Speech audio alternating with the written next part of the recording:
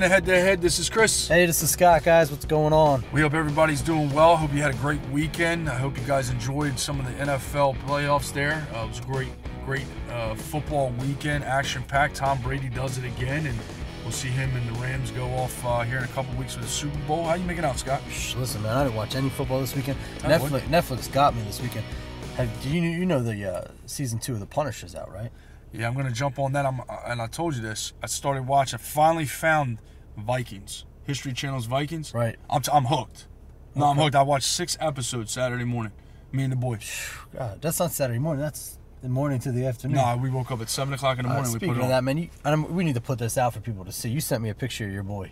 Yeah, he's getting it in, bro. Oh, he was sitting on top of those plate weights, holding them down to the floor. He's holding them down. He doesn't want them to move. This isn't not going nowhere. He's like, good luck, Dad. Well, he's coming for Larry Wills. Well, what were you doing when he was out there sitting on the plates? Well, I actually put my thumb. Plates, I put my thumb in my mouth. Yeah. And I just started sucking my thumb because I was like, well, he wins because I know he's coming for me. Oh, he's coming for Larry Wills though too. He told me. Kids are great, man. I'm telling you. No, he's great. I guess some kids are great. I don't know.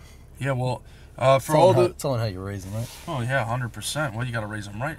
I mean, you got your daughter going to the PBR. Yeah, So you're winning. You're winning. Yeah, she's American through and through. America. America. Apple pie, whiskey, PBR. America. Yeah, I was thinking more like chicken nuggets, French fries, and cheeseburgers, but that's just me right now because I haven't had lunch yet. So that's good. We're slammed. Well, this is supposed to be the evening time, though. You're supposed to have already eaten lunch. Well, I know. Okay. All right. Well, for all of our listeners we appreciate it. You guys are crushing it for us on our social media. Yeah, we appreciate you guys have made our Twitter explode. I mean, it's unreal what you guys are doing for us, and we absolutely are grateful for what you guys are doing on our Twitter. Our YouTube is exploding right now. The analytics or the data or whatever's coming in is just off the charts. Yep. I mean, it's unreal. I think we started off Sunday with about 50. What is it called when people tweet or follow you? Followers. And now we have over almost 1,600. Almost 1,600. Yep. YouTube, we're in one day. And this is us bragging and tooting our own horn, but it's really not. It's not us. It's you. Because we're amazed that you guys are actually paying attention to us because we don't consider ourselves special. So thank you. But I think we hit 10,000 followers on Instagram, 1,600 on Twitter, and now we're over 525 on YouTube, and 500 subscribers. Yeah. Yeah. And then Facebook, to be honest, brother, I just don't. Yeah, I don't understand. It's out there. If you guys want to go on to Facebook, that's great. But Chris and I are really sitting on LinkedIn, Twitter, Instagram, and yeah, you can get us directly on Instagram, Twitter. Send money. No, that's fine. Nah. But yeah, no. So I just want to. If you don't ask, they don't send. Well, that's true. No, don't send us any money, man. Give it to somebody else that needs it. Well, here's what I'll suggest. I'll ask this. We get some more subscribers on our YouTube. Right. It's more opportunities for those individuals to win Amazon gift cards. Oh yeah, we can give that. See, we'll give you guys money. Yeah, we'll give you guys money for helping us because we really appreciate all of our resources that have come on, our guests that have come on and given us conversations in the last couple months, as well as we really appreciate it. No bullshit. We really appreciate you guys. And speaking of guests, we're gonna have a guest coming live from Cuba. He is stationed in Cuba. 25 years in the Navy. He is deployed over there as a reservist right now, and he's doing his thing at Guantanamo Bay. Yeah, GITMO. GITMO. Yeah. Which I'll digress on conversation about GITMO until we get into that with him. That's right. But yeah, I heard he's a good-looking guy too. So. Which is fantastic. He likes cigars. There you go. And he likes coffee. He throws a stogie and a glass of whiskey in front of somebody. He's a New Jersey native. Yeah, which is great. I mean, that's really America. Yeah, I know. No, literally, brother. It is. I'm gonna tell you why New Jersey is America. Because you can do whatever you want and charge whatever you want for whatever you want. Well, that I actually have to. You actually tax in my. Well, you got to pay. You got to actually pay to leave. Yeah. Which is America. True. And if you miss the exit, you got to go 25 minutes away to turn back around to go back to where you missed. So if you missed the exit, you're out. Right. Well, America. Or you just hit the ocean and keep going. But is that technically an ocean? I mean, it is, but... Yeah, it's technically fucking an ocean. I don't know what that is terrible. I don't know. No, that's some good, dirty that's dogs. Sewage. But yes, it is technically... Good for them. Fucking ocean. So... Is that an ocean? Well, I mean... When's the last time you were there, man? You sure you're not Never. You're not hitting the Delaware River and being like, man, this is gorgeous. It's all... At this point... It's whole 200 yards At this wide. point... at this point, brother. Oh, I love you, man. You're awesome. But yes, so we're going to be coming up with him here shortly. Again, Navy veteran reservist at this point, 25 years on. He's coming live in Cuba. He's going to talk about transitioning out, how he overcame, moving forward from active duty into reservist, and what he has to do in the civilian world to make ends meet and keep moving forward. Why he still wants to serve, and how the morale of his himself and his fellow Navy Seabees and different people in the Navy are doing out in Cuba as we speak. So stick around, enjoy. Anything else, Scott? Just visit us at headtoheadpodcast.com, and we'll talk to you guys here right after the break. Stay strong. Good afternoon, James. How are you, sir? Oh, I'm feeling pretty pumped. How about yourself, man? Hey, man, we're doing fantastic. Hey, James. Nice to meet you, sir. This is Scott. How you making out? Yeah, hi, Scott. So what's going on, James? How's life going for you on this beautiful Monday morning? It's beautiful here. I'm in Cuba. Oh, all right. Well, tell us about that right away, because every time I've seen pictures of Cuba, there's all those beautiful 50s cars down there, classic cars. Does that still stand true, or they modernized just because of the changes recently? Well, I wish I had a more glamorous picture for you, but I'm in Guantanamo Bay.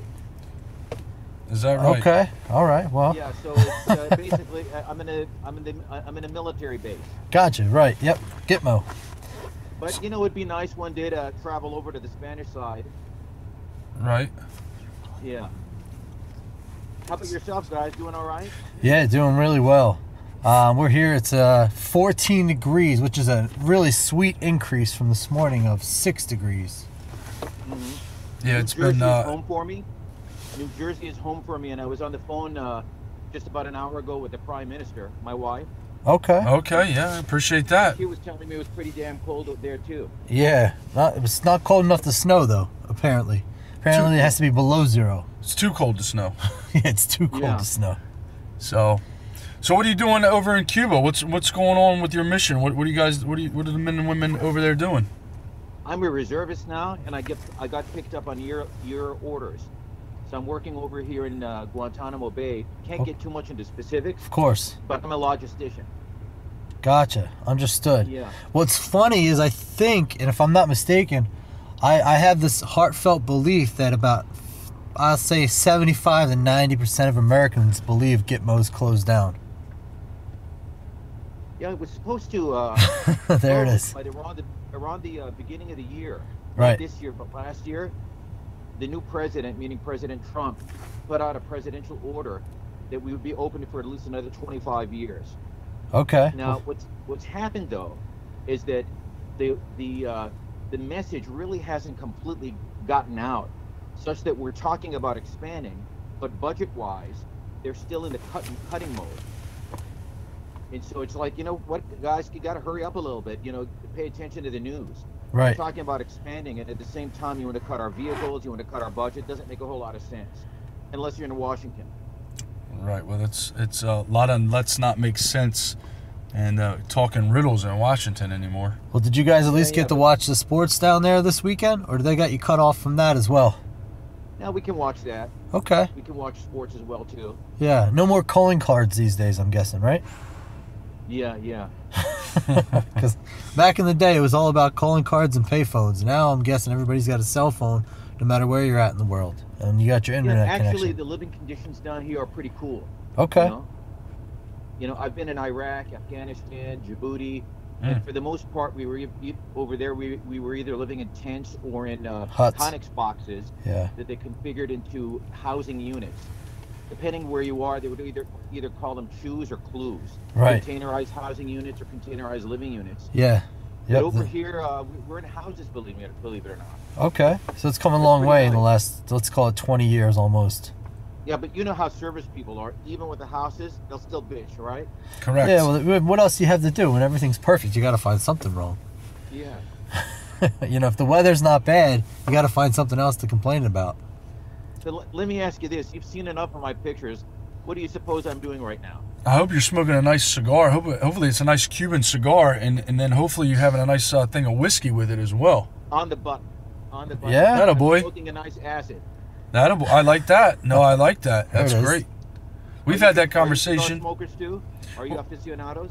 Well, me and you had that conversation on LinkedIn over the last couple months about my favorite is the Alec Bradley, and then you shared yours, and is the Acid the Acid's one of your top guys, right? That's the top one. I love Acids, yeah. I love Acids, and then there's another brand that's one of my favorites, Drew Estate Copper Label. Yeah, Legends Copper Label. It's a Nicaraguan blend. Real nice, it's not too strong, mild, kind of creamy taste with a hint of mocha. I like that. What are you washing it down with? What's the vice of choice on that? This is where I'm going to disappoint you a little bit. I just had a cup of coffee. That's all. No, I'm not disappointed. That's not bad. Yeah, I'm not disappointed at all. No, not even a little bit. Have you? What type of coffee do you like? You like a nice bold, strong coffee, the one that gets you ready to lose some weight and sweat, or do you like a more of a mild? Would they make coffees that you can lose weight off of? Every single one of them makes me lose weight. This is the first time I'm hearing about that. Every single coffee makes me lose weight, Devil. That's the first time. It warms up the insides. It warms up the insides. Okay. Yeah, there it is. The nice bold ones. Now, we have kind of a knockoff Starbucks here. Okay. But it's nowhere near being Starbucks.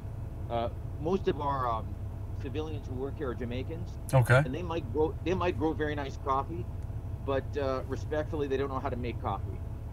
Well, so I end up making most of it at home. He's like, respectfully, your coffee sucks. Yeah, it's terrible. Have you heard? Kind of like a Talladega Nights respect. There you go. There it is. Have you heard of Jarhead Java by chance? I have, yeah.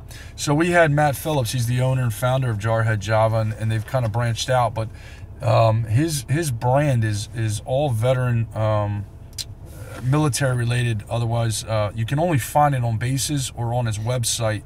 And this is a very selfish plug, but I'm going to do it anyway. Jarhead Java is one of the best coffees that I've had, bar none. And I know he's coming out with a couple different product lines. One's called the Stars and Stripes. Wow, so it's an actual brand. It's not one of these kinds of things where they donate coffee. No, I think he has in the past. Well, he has in the past, but it's an actual brand that you can get, and he's got them in commissaries on military bases around the world. They're looking to get the whole thing, but the nice thing about his coffee is not only the flavor is robust and good, but he's got different varieties for the ones that like the milder coffees or the stronger coffees, depending on the type of coffee you're looking for. But 50% of the proceed of the bag goes to the Semper Fi Fund, which, if you're not familiar, it helps out all military veterans and stuff. So it's a great coffee, and it's a great coffee to pair with a Chris Stapleton record and a cigar. Just throwing that plug out there as well. Well, I'll tell you what, I believe in plugs. I'm a pure capitalist. My home is in New Jersey. I'm a family guy from a traditional background. I'll see if I can find some of the Jarhead coffee in the commissary. Yeah. I'll try it out, and if I like it, Don Carlos will address it in his posts. Oh, there you go. There you go. And what part of New Jersey are you from, sir? Fort Dix. Okay, right around the corner from me. I'm up in Bordentown area. All right. So if I'm originally from the People's Republic of California. Okay. I don't even want to. Should we even? I don't want to. We can let James go as far as he needs to go. Yeah, it's his state. We'll let him bury it. Yeah. No, but Jersey's home though. Okay. Yeah. Yeah, I appreciate that. I don't know if it's going to be home forever, because let's face it, life changes, Correct. Well, it's not warm enough here for it to be Rebecca, home. She's 17. She's going to go to school soon, meaning college, university. So my wife and I were just kind of holding out in terms of buying our next home to see where Rebecca's going, and I'm sure Rebecca won't like the fact that we want to kind of tag along, but we'll see what happens. Well, that's all right. You get yourself an RV and just travel. Yeah, just travel every couple of weeks. Just spin back by the college and say hi, and then give her $100 and then leave again. Take her Bonefish Grill or something. That's always nice. Well, if you're going to Bonefish Grill, they got that Bang Bang shrimp there. Well, it's delicious. That's fantastic. We shouldn't be talking about this because he's not here to be able to go out tonight and get. No, that's just messed up. Yeah, but he just said he has it really good over there. So he's sipping on Subway, coffee and a cigar. They probably got now. Subways and Burger Kings every 5 feet. Well, there it is. It is nice over here, but I tell you what, I still want to go home. Oh yeah, I'm sure. I do too, and I'm 20 minutes away. I'm sure you've been deployed before. Yes. And it's a wonderful experience, I don't mean this necessarily in a negative way, although it's going to come out sounding that way. There's always a certain aspect of prison, Right. you know, in being deployed, you know. I agree. Yeah. With James, how long have you served? You're in the Navy, obviously. So how long have you served with the Navy? 25 years. And that's Wow, fantastic. that's great. Yeah. That's wonderful. If you want to donate some of those towards my military service, I'm 7 deep. Need another 13 Yeah. to get that pension. So feel free to do a couple more for me and send it over. Well, James, what 25 years ago, what prompted you to put your hand up and say, hey, I'm going in the Navy or any armed forces, but the Navy, and say, hey, that's what I'm going to do. And then on the second part of that, how have you kept your morale up in order to endeavor 25 years? And I'm sure in 25 years, the Navy and the military overall has changed. I know it changed since I've been in. Yeah. How have you kept it up? Because that's obviously, as you well know, we're really big about keeping morale and keeping the positivity throughout our listeners. And I don't know if you've been tracking us in the last couple of weeks, but now we're being listened to and heard over military installations all over the world.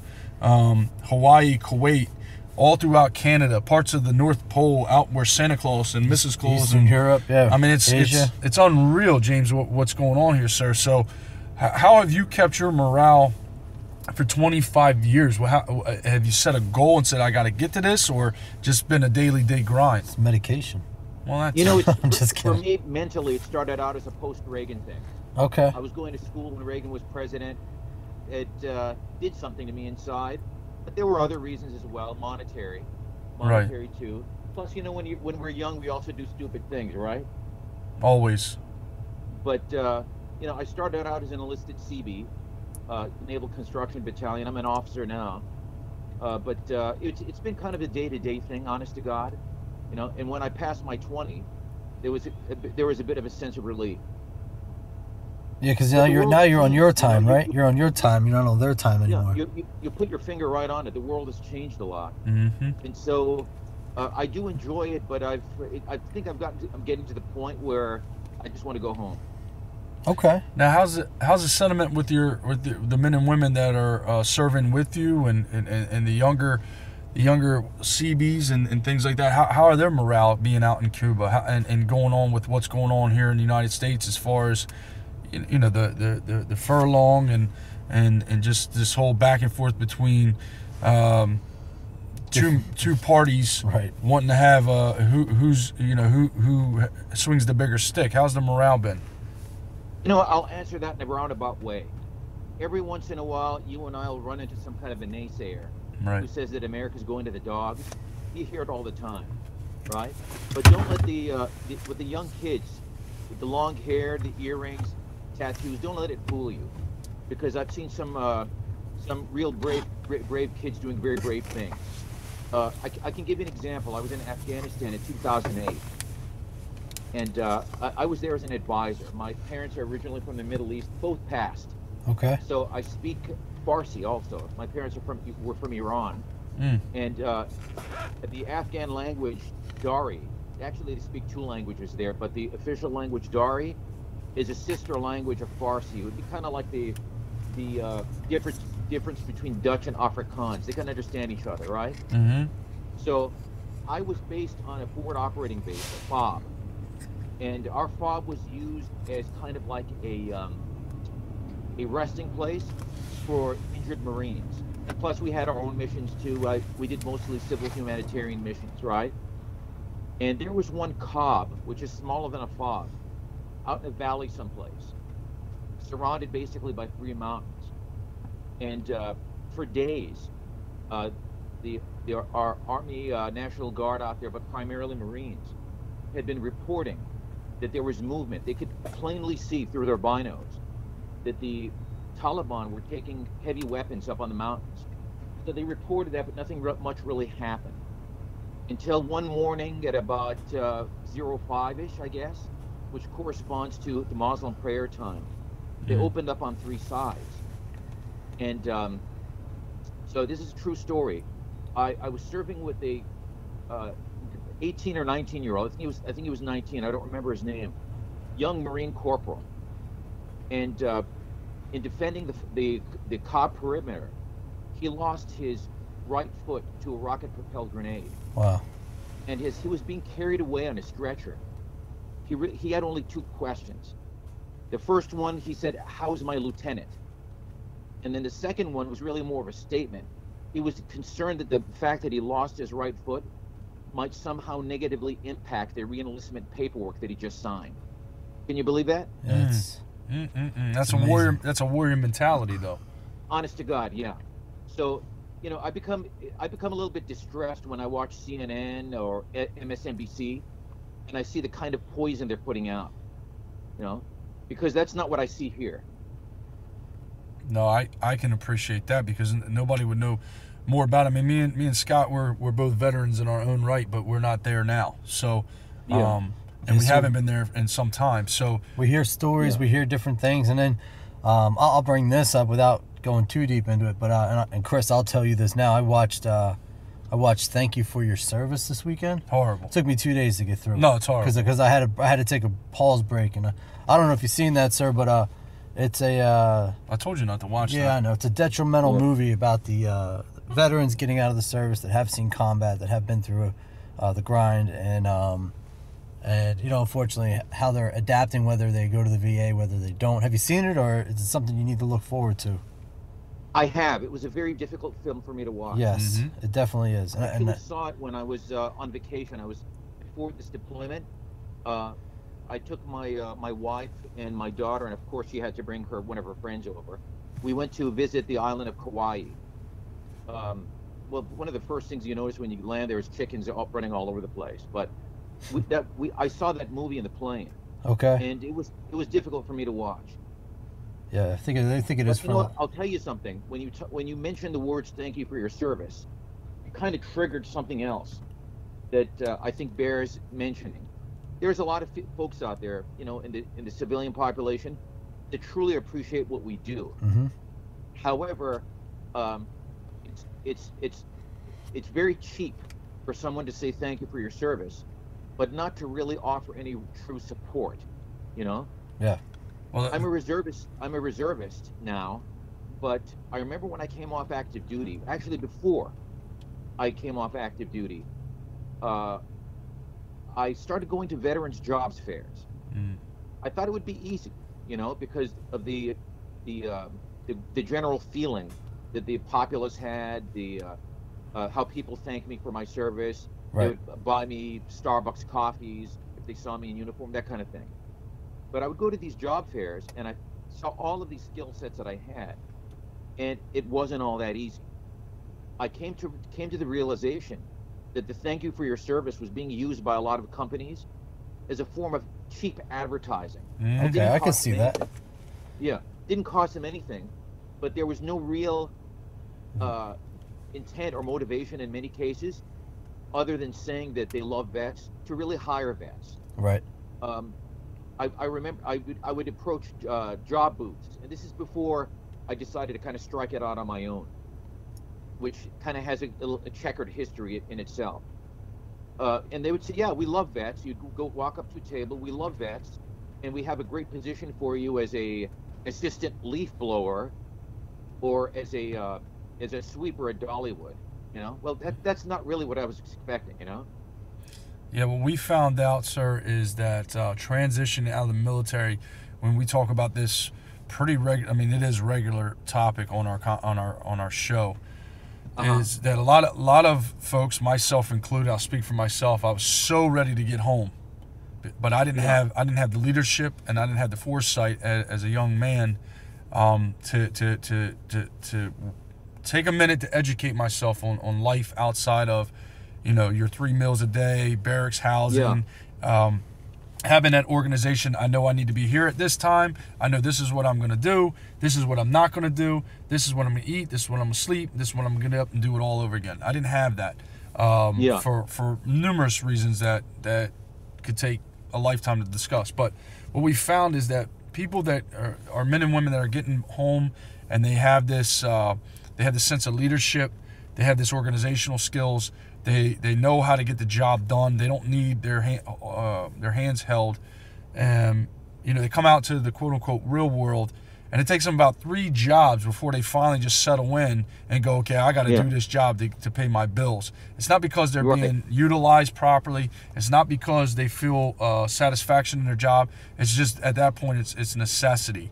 A lot of times what happens is, to your point about the cheap tactics that a lot of these companies do out here in the real world, they'll do this, thank you for your service, we love VA, we love veterans, we love. To your point, they get there, they get you in the interview, and you're either overqualified, so if you do take the position, you find out that you're actually not doing what you thought you were doing.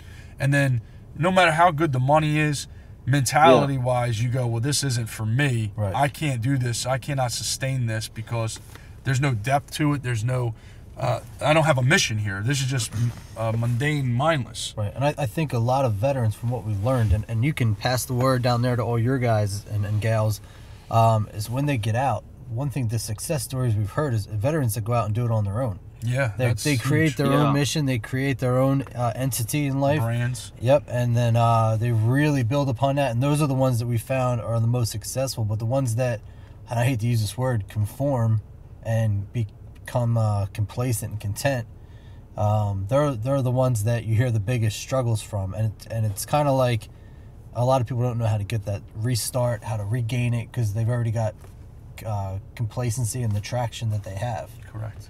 Yeah, I agree 100%. A few years ago, I had an enlightening moment. I was on leave and took my family to the Jersey Shore. And so on our last day, my wife and my daughter went to a water park. That's not really my thing. So I decided to sit and read a little bit. It was hot, and some gentleman just came and he asked if he could sit by me. I'd say he was probably in his, in his 60s, 70s. Overweight, had to use a cane. And so of course we started talking. And he told me he was a Vietnam vet. And I was describing some of my experiences. You know, I'd go to a job fair and I'd say I was a vet, and he said, "Oh," or I'd go to our website. I'd offer to give him my resume, and he said, "Go to our website." And okay, that's great. Now you want to throw me in the bowl with 35,000 other people. Mm. And he said something that really struck home. He said, "You know what, Jim?" He said, "If the person who's interviewing you, sitting on the other side of the table, is a vet, your chances are pretty good." Okay. Of course, if he was from the same service, even better. But if he's not a vet, then at some subconscious level, they become introspective, and they don't even know it. They become introspective of he served and I didn't, and then you're fighting an uphill battle. Correct. And when he said that, it was as if the blindfold had been ripped from my eyes, and all of a sudden I kind of realized that this was either a losing game for me, or I had to learn how to play the game, you know? Well, that's just it too, right, sir? Because what I know for a fact is you have people that'll tell you that they're pro-military, they love military, and it might be true to some extent, right? But when you go to get that job, you get to that interview, people then start to feel threatened by you because they might not have served, you served, and now they feel threatened because they know there's leadership, there's all this so now you're at a disadvantage as a veteran, trying to get that job, trying to get that career, and you got people that are threatened by it. They don't want to lose what they have worked for, going to college or trade schools or whatever it might be. So now they see you come out squared away, tuck in your shirt, you might have a nice shave, whatever it might be, you look polished. And then they know that you have experience in a stressful situation, whether you're combat or you're not in combat, non-combat. Either way, it's still a stressful situation being in the military, having to get things done now, not later. That hurry up and wait, that whole mentality of getting things done.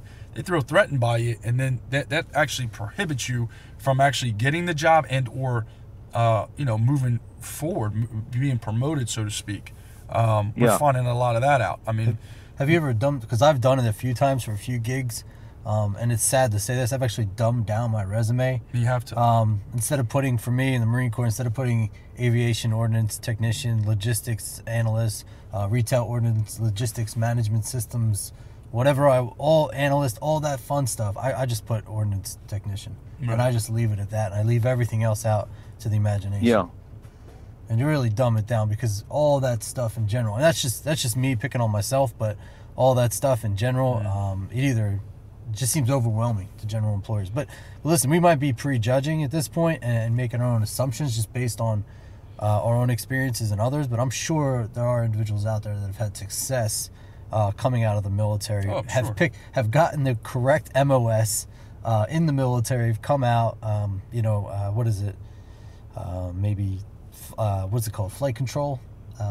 Yes. Yeah, so those guys come out, they have a niche job. Of course, me, aviation ordnance technician, I come out and, where are you going to go in the civilian life and really build bombs, rockets, missiles, and repair stuff?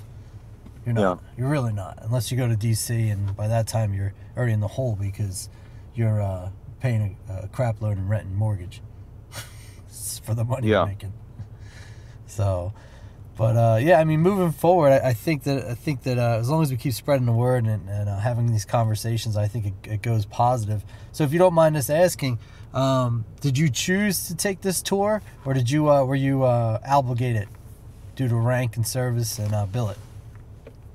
I chose to take this one. Okay. In civilian life, I'm a private investor. Okay. And so primarily real estate. Gotcha. And don't take me wrong, I'm busy with that, but there's the part of me that still wants to continue to serve. Right. That's what I was getting to. With the real estate, I'm not necessarily working every day in terms of a 9-to-5 job. So coming out here also offered me the opportunity just to keep busy, before I decided to finally hang it up. And it's a little bit of a day-to-day pace change too for everybody, Yeah. Chris and I, about a month ago, 2 months ago, we gave a recruiter a call just to see. And I'm 37 and he's 35. Did I get that right? Yeah. All right. Hey man, for all I know, you're 29. I wish. Pretending to be a 35-year-old. I wish. No, but we gave a recruiter a call just because we had that itch, we had that need, and it just was a nice conversation. Found out a few things, and we're both prior service, so the rules change a little bit where you can still go back in the National Guard, whatever it may be. Yeah. And unfortunately, we just decided that's not the path, even though we have the itch to go and serve. What we're doing now with this podcast is our bigger calling. Yeah. No, you guys are doing a great thing, and I really do appreciate it. Well, let me ask you this. With the men and women that you see on a day-to-day basis doing their job, protecting and serving this country, whether it's in Cuba or elsewhere, for those individuals that are, what you being active and then now being reserve and then doing some other things here in the quote-unquote civilian world, what would you recommend those individuals thinking about transitioning out of the military? What would you suggest them do moving forward? Our big thing is, if you got to get out, you got to go home, right, wrong, or different. Well, our opinion is everybody's different. We start suggesting people to start proactively networking through their social media. I mean, you got this generation now that knows how to do social media better than I'll ever know how to do. So start proactively networking. People, especially if you're overseas or deployed somewhere else. Right. So that way, when you come back, you go into these. You already have a path of where you want to be by networking this stuff. So what would your advice be to these young warriors that are looking to just get out and start a civilian world all over our life? Yeah, you gentlemen are fading out a bit. I think it's because we have heavy cloud cover here, but I think I got the gist of the question. Sure. I think it all boils down to, I completely agree with what you were saying about networking. But if you were to put career, business, job into a nuclear centrifuge and spin it at ultra high velocity, your resulting yellow cake, your resulting plutonium, I think, would be self-awareness. You really have to know what it is that makes your heart beat. Many of us, we like you said before, we end up doing things just because we have to get by, and that's fine. We all understand that, and it's okay to do that as long as we keep our eyes on the prize. One of the things that helped me quite a bit, I'm a kind of a an outgoing guy. I'm sociable, but I think at heart I was an introvert, and I wanted to develop a set of skills that I could use anywhere. So I got into sales. I got into sales, and it taught me an awful lot. Regardless of whether you want to sell. I sold financial products. Believe it or not, I sold grapes. Okay. But it's the act of engaging people, and being able to establish rapport right away with someone, understanding the dynamics of conversation that make all the difference in the world. And I've been able to help others with that. I'll give you an example. I had two friends of mine who were desperately looking for work. And so I had studied sales on my own online, and I got into sales, and I did pretty damn good at it too. But I did it mostly because I wanted to learn sales, not because I needed the money, because my private investing pretty much takes care of that. So one of my friends, his name is Michael. I told him, Michael, he was going for a job interview. And I said, do you really need this job? He says, I do. And I said, okay, I'll give you my standard closing line. And if you use it, you'll get the job. And so he was listening. And I said, when I want to close on somebody, these are the words I say. Or you know what? Let's rewind a little bit.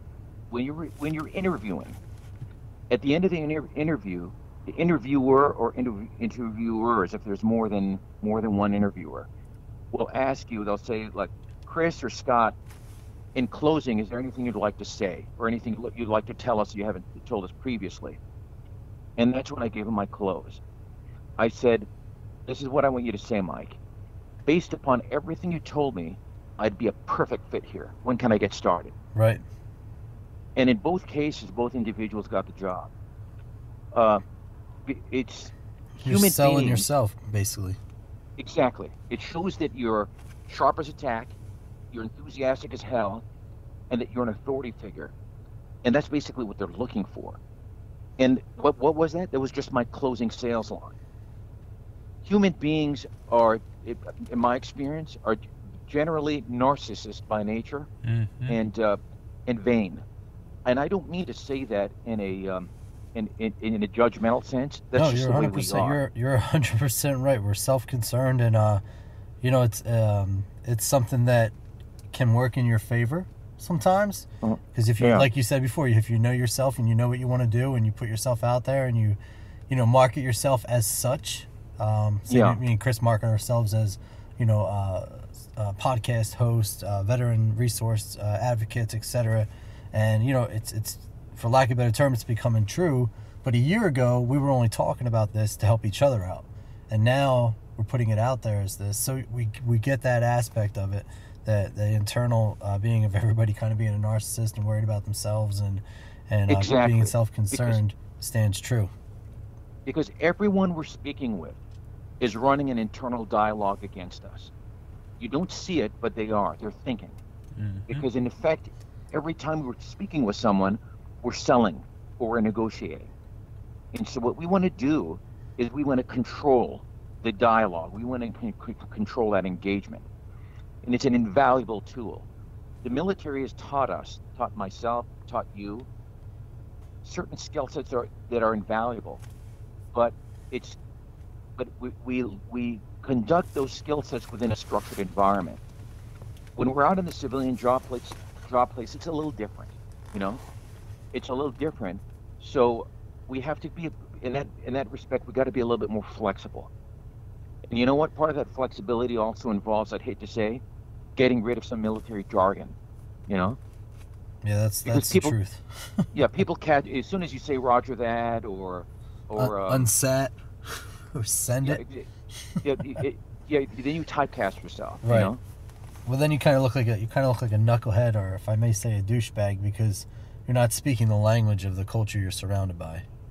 Exactly. And that's kind of bad to say, right? But at the same time, I've felt that as well. I've said it sometimes. I've been the douchebag, for lack of better terms, where people looked at me like, "You're an idiot. Why would you say that?" But to me, I've said this 500,000 times, and it's made sense. It's been great in the camaraderie I've been around, and it's been humorous, or it's been effective. And in a corporate environment, sometimes it just does not play out that way. Yeah. Well, you said something that strikes me a little bit too, with communication.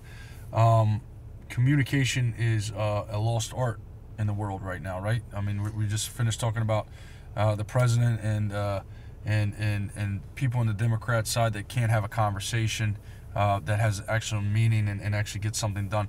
You can go to a restaurant. You can go to any restaurant in the United States, and I can't speak for other countries, but in the United States, you pick out a table that has about four plus people. Let's call it 3 plus people sitting at that table. And if they're I would say if they're anywhere from 40 and younger, I would pretty much be confident to say 95% of that time they're not having dialogue with each other. They're playing on their phone. They're distracted. They're playing on the phone. So then what was the point of what was the point of sitting down at lunch or breakfast or dinner with the other people at that table, because now you're playing on your phone? What's more important than the people sitting across from you?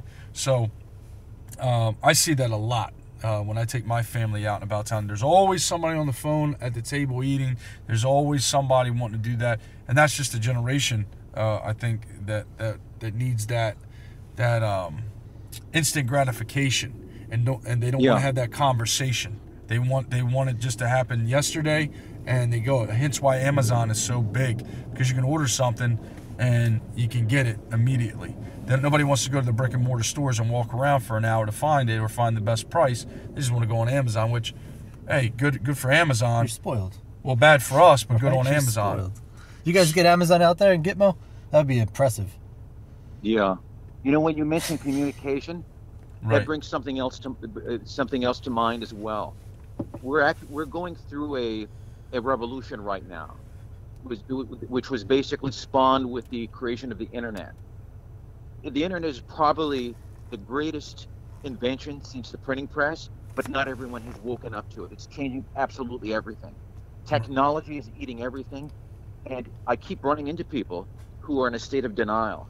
They say something to the effect of, "Oh, I would never get on Facebook," as if somehow I've just affronted their manhood, you know?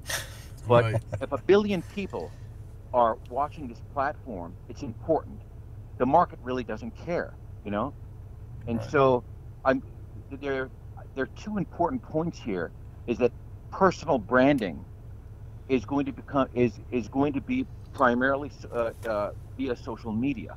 Right. And so for our service members who are contemplating getting off active service and getting into the job market, their calling card is going to involve branding themselves via social media in some way that people will know who they are, such that the companies don't even have to look at their resume, which is another subject. The standard PDF resume that we were all so used to, and that career counselors in the military are still putting so much emphasis on, is dying, and it's dying very, very quickly. Right. You know, People are creating web pages for themselves and then just sending a link over with that's their resume. Right. That resume that we put so much pride into putting together, it looks exactly the same as the other 300 PDF resumes that companies have essentially filed away. And so having a resume is not a bad thing. It's important. But putting out content such that people know who you are is your external resume.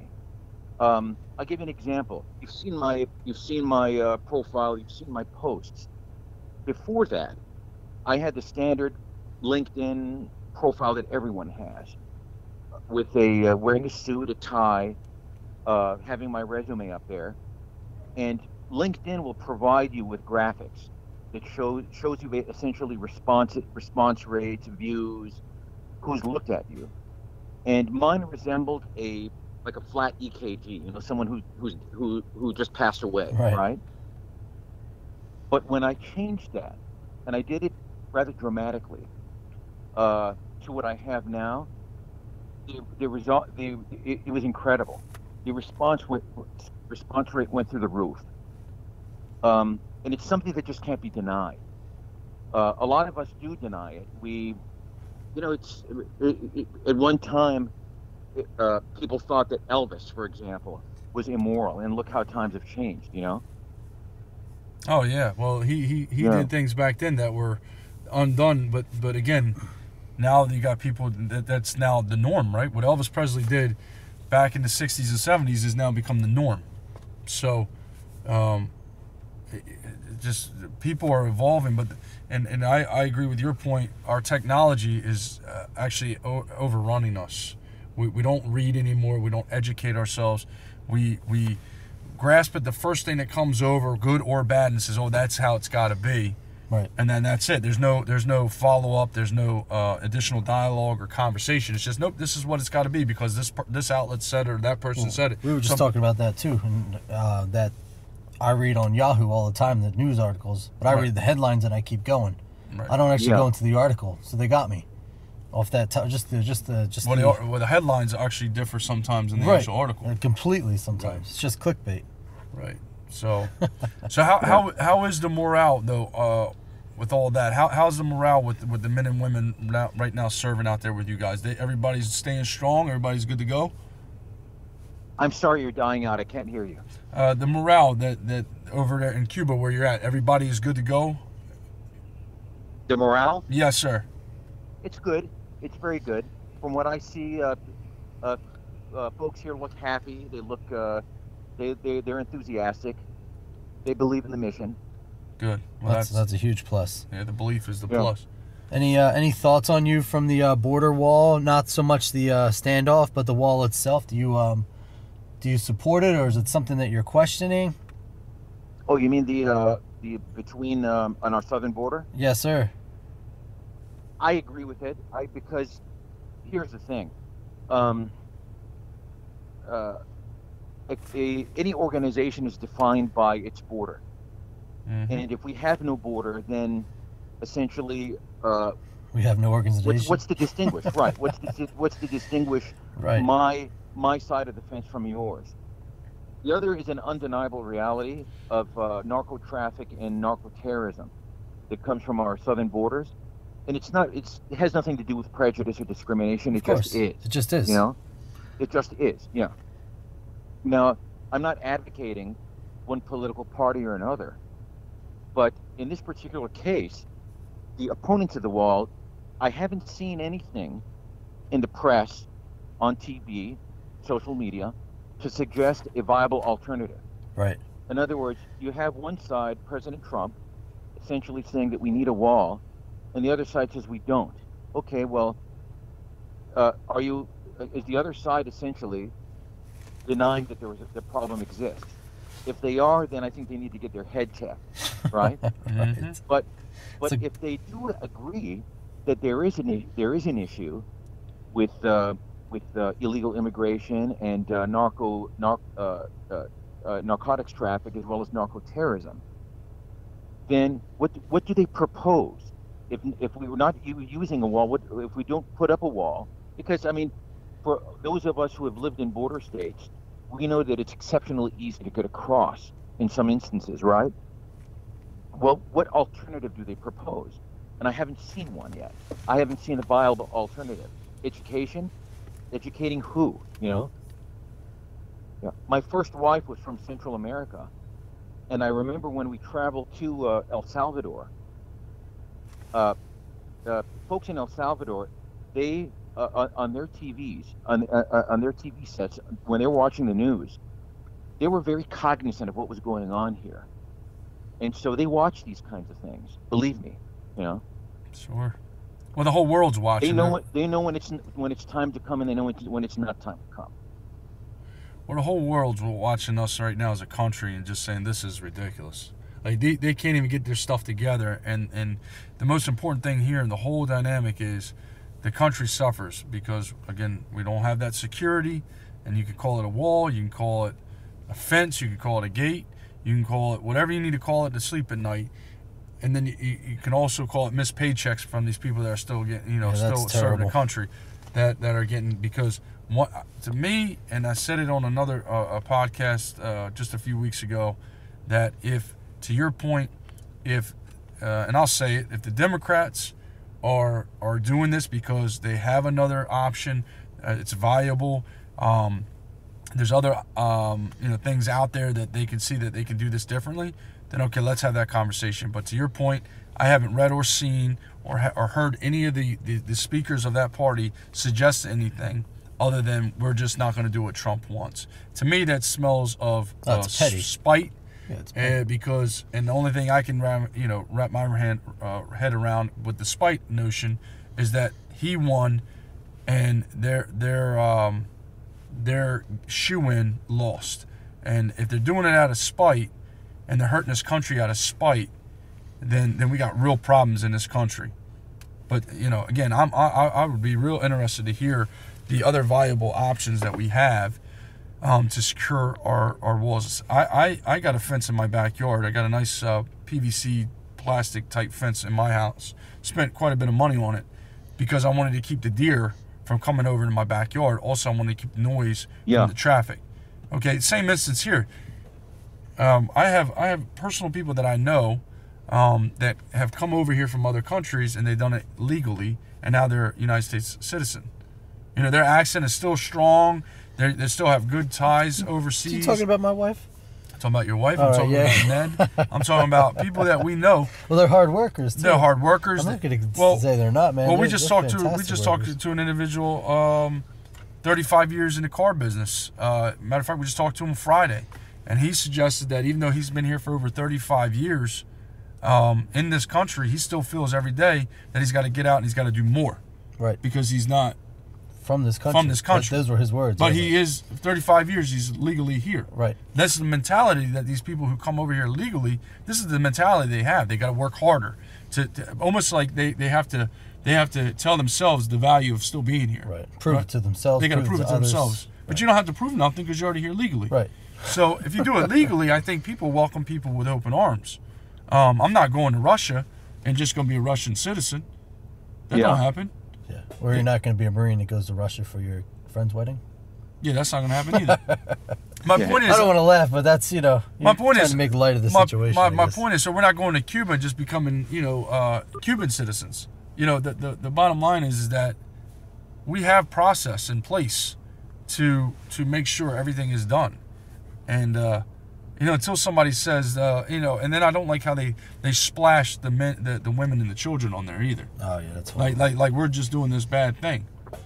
That's kind of the turmoil here. Yeah. Yeah. Well, that's the whole freedom of the press, right? You can make up or say whatever you want, or indulge in one thing and not indulge in another. Yeah. So, but that was a rant. I want to get off that rant, but. I appreciate your time and coming on and talking about it. I don't want to get too deep into it because it'll go ad nauseum, obviously. But like I said, I'm glad to hear that the men and women that you're with and yourself, your morale is good.